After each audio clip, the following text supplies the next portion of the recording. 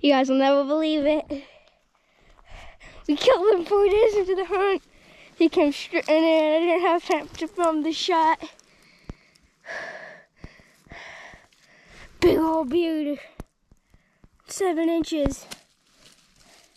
Big old gobbler on the 4th day of the hunt. That's a good bird. Look at his spurs. I am stoked. He came strutting in. He came strutting in. 40-yard shot with the 20 gauge. That's a big bird. I can't believe it. We're gonna get him all skinned out. We're gonna see what we can't do.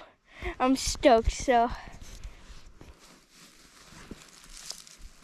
I'm so excited about this bird. He came in all fanned out like that. But yeah, we'll see you guys when we get back out to the house.